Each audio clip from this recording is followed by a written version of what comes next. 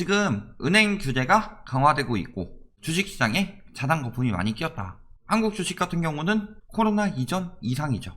그런데 사실상 코로나 이후 실물 경제가 굉장히 무너졌는데 유동성 운운하면서 자산시장만 거품이 생겼다. 이게 굉장히 위험하다고 그랬죠. 유동성을 경제를 살리기 위해서 넣었는데 이게 경제가 사는 게 아니라 자산시장에 거품만 만들고 있다. 그래서 미 연준에서도 처음에 23년이라고 이야기했는데 당길 것을 검토하고 있죠. 그런데 미약에서 올려놨더니 23년까지 얘기를 하기로 했는데 뭔 소리냐 하고 댓글도 달리는데, 아니 그 뒤에 얘기한 걸 제가 했는데 파월 의장이 얘기했는데 왜 태클을 거는지 모르겠죠. 제가 틀린 얘기하는 것도 아니고 제가 제 의견만 얘기하는 것도 아니고. 최근에 다시 매도세로 돌아섰는데 외국인들 매수세로 돌아섰다고 계속 오른다고 하는데 다시 매도세로 돌아섰죠. 그리고 매수세로 돌아선 이유도 있고 그 내용 한번 같이 보시겠습니다. 동학개미들 지금 떠나고 있다고 했죠. 눈치 빠른 인간들은 빠지고 있다. 벌써 1.3조 팔았다. 순매도. 그런데 아직도 떠받쳐서 올린다. 이런 이야기 하고 있죠. 근데 문제는 뭐다? 대주주 양도세 강화 합의 물량이다. 이런 내용도 나오고 있다. 요것 때문에 팔고 빠지고 있다. 이런 이야기들 하고 있죠. 그러면서 자꾸 요것도 부동산으로 다시 들어올 거다. 원래 주식에서 빠진 돈이 부동산으로 가요? 외국 같은 경우? 원래 기본적으로 주식하고 왔다 갔다 하는 건 채권이에요. 채권. 미국도 지금 채권 수익률 오르고 있죠. 그래서 주식 채권 왔다 갔다 하고 있다. 보통 이렇게 되는데 우리나라만 자꾸 부동산으로 간다고 하죠.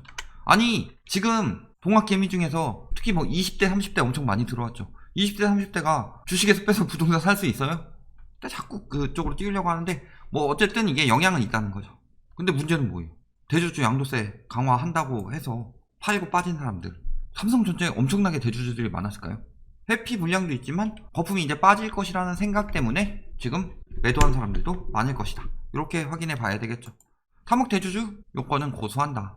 근데 문제는 뭐예요? 가족 합산을 개편할 것이다. 예전 같으면은 할아버지, 아버지, 어머니, 나, 동생 이렇게 있었다. 예전 같은 경우는 할아버지 2억 5천, 아버지 2억 5천, 어머니 2억 5천, 내가 2억, 동생이 2억이다. 요런 경우는 대주주 요건에 걸리죠. 현재 상황에서 걸리죠. 합산하면은 10억, 11억 5천이니까. 근데 요런 경우 이제 대주주 요건에 안 걸린다. 그러니까 무조건 세금만 많이 걷어가겠다. 이런 건 아니고 조금 거품을 없애겠다 하는 건데, 사실상 어차피 요 3억이라는 것도 주식이 3억 있으면 되는 게 아니라, 예를 들어 주식을 6억 가지고 있었는데 얘를 3개 주식으로 2억 2억 2억 분산하면 된다 라는 거죠. 자, 그러면서 지금 정부 안대로 가는데 일단은 국회로 넘어갔다. 예정대로 내리는데 이거 예전부터 나온 얘기예요. 가족 합산을 개인별로 전환하는 수정안이 유효하다. 그러면서 내년부터는 거래세는 낮추게 될 거죠. 이런 부분 좀 생각해 두시면 되겠고요. 사실상 3억 대주주 요건으로 인해서 걸리는 사람들이 많다. 이 사람들이 많이 처분할 것이다. 근데 10억에서 3억 사이에 있는 그런 사람들이 많이 처분할 것이다 하는데, 사실상 10억으로 내린 지도 얼마 안 됐죠. 그때는 왜 그런 얘기 안 했어요? 일단은 금융 규제가 강화되면서 자산시장 거품은 빠질 수밖에 없다. 요거를 염두에 두셔야 되겠죠. 직장인 70%가 동학개미입니다. 예전에 이렇게까지 주식 안 했는데 다 지금 들어가고 있죠. 올해 들어갔다. 그러면서 6개월 이내 한 사람이 이 중에 대부분이다. 요 사람들이 특별히 위험하죠. 3년 이상 이런 사람들이야. 사실상 이건 동학개미가 아니라 공부하고 들어가는 사람들 테고, 3년 이상 해봤으면 어느 정도 공부가 됐을 테고, 이 사람들이 그냥 주식 저평가하니까 마구마구 들어간 거다. 특히 예전에 유가 떨어졌으니까 그쪽으로 투자하라고 했는데 그달에 마이너스 찍었었죠. 그러니까 그렇게 막 유도하는 세력들에 의해서 들어간다. 운 좋으면 돈 벌 수 있죠.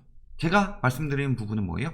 현금화하기 전까지는 내 돈이 아니다. 그냥 올랐다 내렸다 하는 거에 집착하지 말고 현금화가 해야 내 돈이 되는 거다. 그리고 주식 같은 경우도 단기 수익을 목적으로 들어가다 보면은 언젠가 크게 터진다. 그런 사람들 어떻게 가느냐? 처음에 1억 해가지고 1,000만 원을 벌어요. 단타로. 그러면은 다음에 1억 1,000만 원 투자하겠죠. 얘도 성공해가지고 한 2천 벌어요. 그러면 요거 2천에다가 주식 돈 잘 버네 하면서 자기 돈 끌어다가 1억 5천 투자한다. 근데 이게 성공해가지고 2억이 돼요. 그러면은 2억 된 거에다가 또 해가지고 이렇게 점점 도박식으로 한다. 빚까지 내가지고 3억 투자했는데 여기서 망해버려서 얘가 2억만 돼버린다. 이렇게 되더라도 엄청나게 손해볼 수 있다는 거죠. 크게 날릴 수 있다. 주식을 도박 형식으로 하면 안 된다는 거죠. 자, 보면 어때요? 근데 도박 형식으로 엄청나게 많이 하고 있다. 지금 신용융자 잔고 쭉쭉 늘어나고 있죠. 특히 30세 미만이 증가율이 162%. 이 사람들은 빠졌다가 저점에 들어갔을 수도 있고 많이 늘어났다고 하지만 특별히 30대 미만이 더 많다. 30대 미만 중에서 대부분이 늦게 시작한 거죠. 떨어지고 나서 계속 쭉 오르는데 뒤늦게 들어간 사람들이 많다는 거죠. 오를 거 다 오르고 있대. 여행사 주식 막 이런 얘기도 엄청 떴었잖아요, 한때. 그런 거 들어갔으면 망한 거죠. 거기다가 지금 외국인들 매수가 왜 늘었냐 생각해보면은 그 전에 환율을 생각해봐야 되죠. 환율 달러 지금 예금이 늘어나고 있다. 이제는 달러 투자로도 많이 옮기고 있다. 문제는 환율이 너무 엄청나게 떨어지고 있다는 거죠. 요거는 기본이고 10월달만 해도 요만큼 떨어진 거고 그 전에 뭐 바이든 당선 때는 1100원대 우려도. 근데 사실상 보통 미 대선 앞두고 환율이 떨어져서 유지되다가 다시 오르긴 해요, 보통은.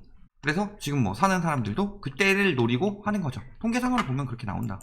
지금 막 외화 적금 뭐 이런 이야기 하고 있는데 제가 얘기하고 싶은 거는 뭐 환율 해가지고 1달러 외화 적금 이런 걸 해서 지금 떨어진 환율을 이용해서 사람들이 달러를 사고 있다. 이런 정도는 좀 생각을 해두셔야 되겠죠. 그런데 문제는 여기 지금 매수세 돌아섰다가 다시 매도세로 돌아섰죠. 외국인들이. 이게 왜 매수세에 들어갔다가 매도세가 됐느냐. 우리나라 주식이 뭐 엄청 잘 될 거라서 외국인들이 샀다. 엄청 안 될 거라서 외국인들이 팔았다. 이렇게 생각할 수도 있겠지만 지금은 원달러 환율 때문일 가능성이 높죠. 쉽게 생각해서 6만원짜리 주식이 있다고 했을 때 요거 환율이 1200원대라고 하면 그러면 50달러죠. 근데 얘가 주가가 떨어져서 55,000원이 됐더라도 근데 환율이 1000원까지 떨어졌다. 예를 들어. 그렇다면은 55달러 되는 거죠. 그러면은 실질적으로 주식은 떨어졌지만 돈을 벌 수 있죠. 외국인들은. 이런 식으로 생각을 해봤을 때 지금 달러 환율이 떨어지고 있다. 그렇다면은 원래 실질적으로는 외국인들이 매수하죠. 왜 매수해요? 1200원일 때 파는 것보다 1000원일 때 파는 게 더 좋지 않아요? 근데 심리라는 게 부동산 심리도 그렇잖아요. 오를 때 사고 떨어질 때 팔죠.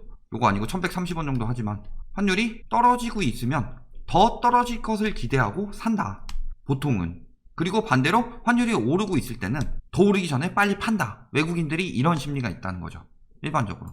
근데 환율은 떨어지고 있는데도 외국인들이 팔고 있다. 요거는 거품이 좀 많이 끼어서 빼고 있다는 지표로 봐도 되겠죠. 환율이 다시 오를 것이라고 생각 들기도 하고.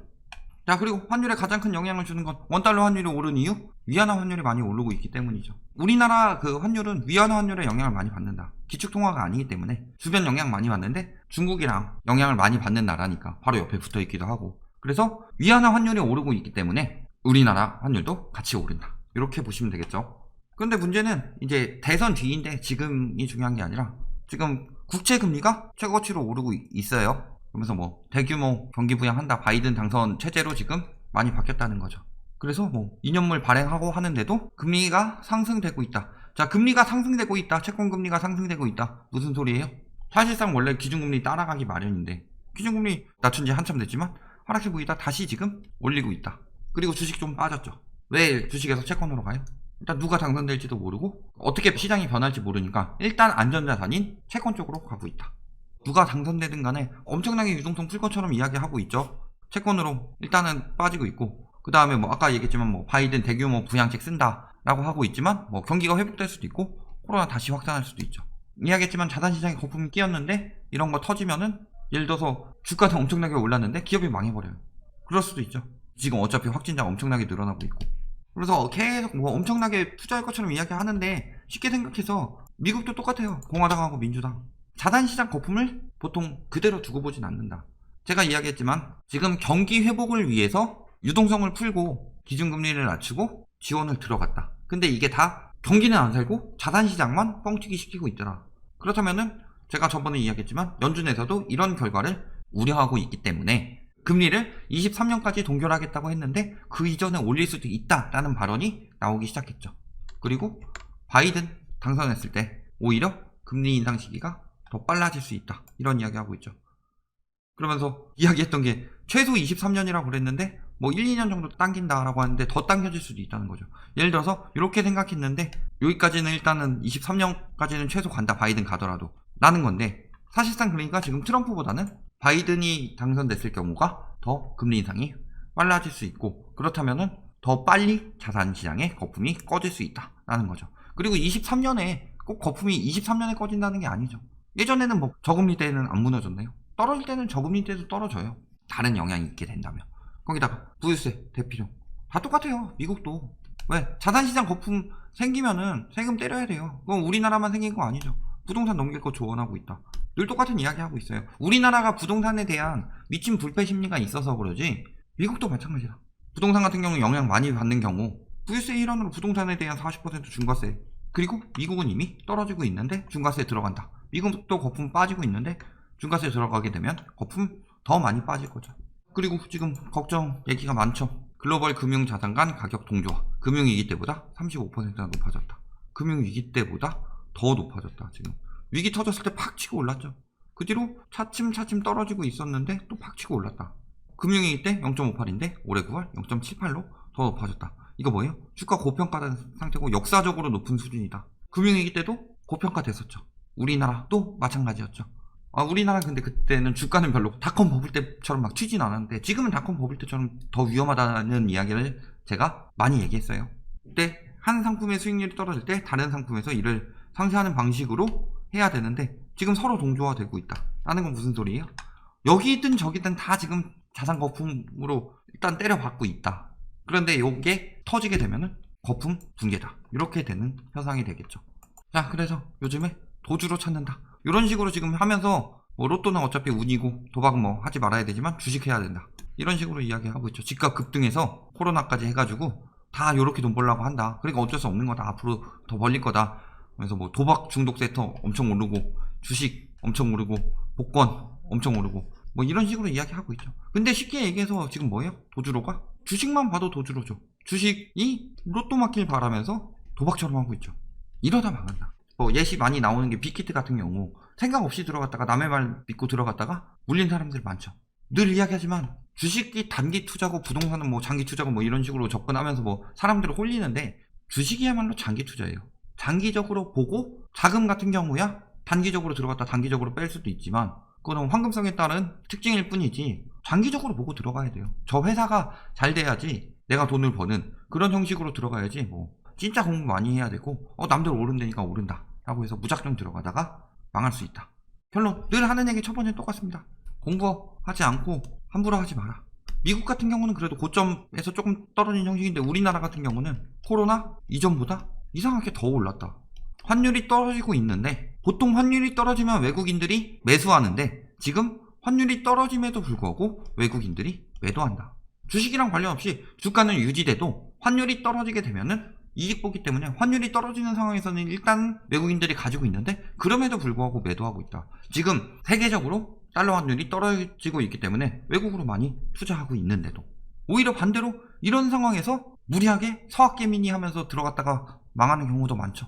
거기다가 지금 부채 위험 터지고 있고 그래서 공부하고 장기적으로 내가 이 회사에 대해서 자신감 있다 이렇게 주식을 사신 분들은 모르겠지만 이게 저평가됐고 무조건 오를 거야. 지금 이미 그 전보다 더 올랐음에도 불구하고 아직도 그런 환상을 가지고 무리하게 주식하다가는 망할 수 있다.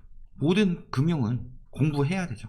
공부 없이 하지 마시고 항상 조심해라. 특히 지금 같은 경우는 더 주의해야 하기 때문에 들어가신 분들은 알아서 하시고 안 들어가신 분들 계속 오를 것처럼 장기적 우상향 할 것처럼 생각하고 들어갔다가 망할 수 있다. 요 점은 꼭 기억해 두시기 바랍니다.